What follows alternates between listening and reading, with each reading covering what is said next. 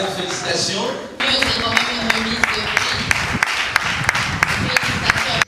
Prix du concours du meilleur reportage et prix de la meilleure émission sur les maladies zoonotiques organisé par le projet Ebo-Sursis Radio Workshop. Ils ont été remportés par Noëlla Kambaja, prix du meilleur reportage, et José Kalumba, prix de la meilleure émission sur les maladies zoonotiques. Elles ont reçu un chèque de $1000 américains chacune. C'était ce vendredi 22 septembre 2023 au cours d'une cérémonie organisée à cet effet. Les lauréates, toutes émues, ont promis de s'engager davantage dans la sensibilisation. Je suis vraiment contente, mais aussi de l'autre côté, c'est une interpellation pour moi. Ce prix, je le reçois alors que la capitale de la RDC fait face à la maladie zoonotique qui est le Mpox. Le Mpox, comme déjà les personnes qui me suivent savent que est déjà à Kinshasa, c'est-à-dire que nous, en tant que professionnels des médias, nous avons une lourde responsabilité de sensibiliser encore et encore la population.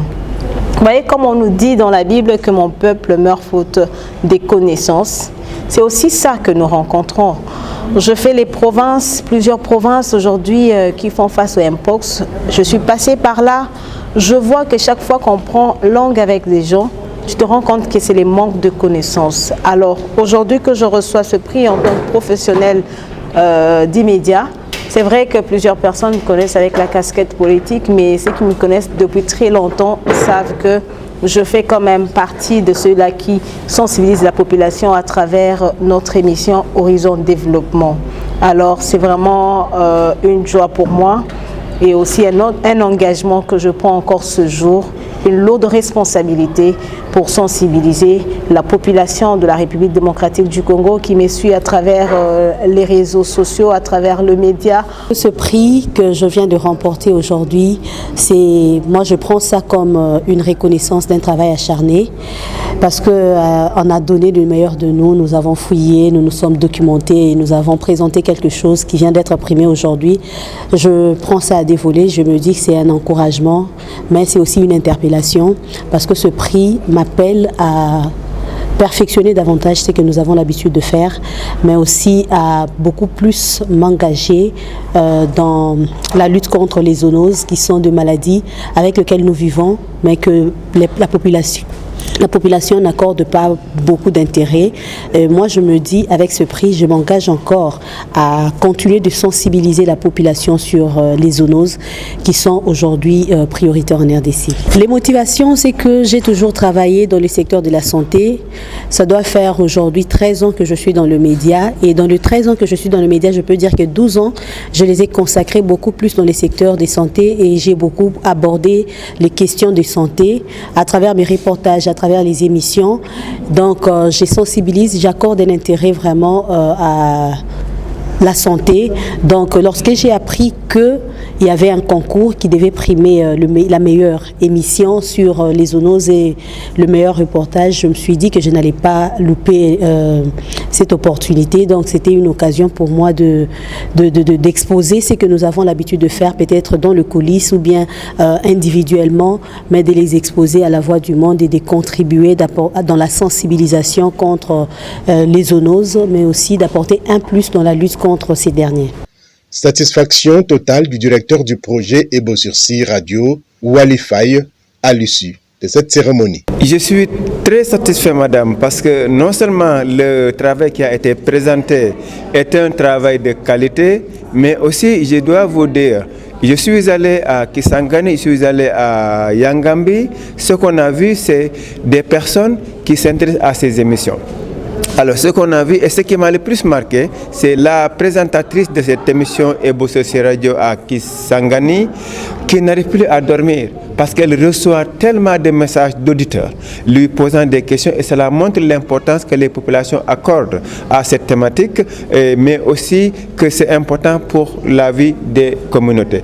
Donc, si on voit effectivement des productions de cette qualité, nous savons que les journalistes de la RDC ont toutes les compétences, les capacités à prendre en charge cette thématique, mais aussi à informer et à former les populations par rapport à cette thématique pour préserver la santé humaine, mais aussi la santé animale. Il y a 18 productions pour le prix du meilleur reportage. Et il y a 5 productions pour le prix de la meilleure émission.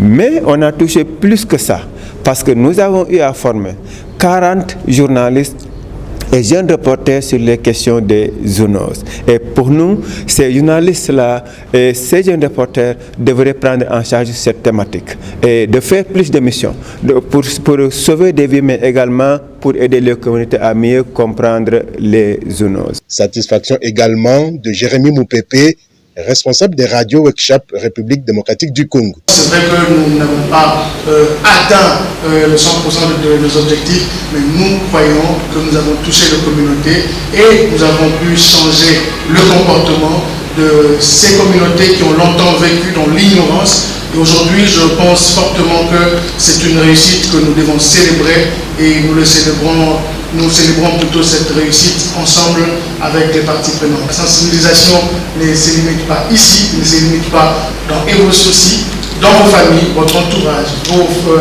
vos maisons. Partagez tous ces principes, toutes ces mesures préventives, enfin bien évidemment de sauver les vies et aussi de sauver notre environnement. Seule la sensibilisation et l'engagement de chacun peuvent donner une réponse à la lutte contre les maladies zoonotiques se transmettant des animaux vers les hommes et vice-versa.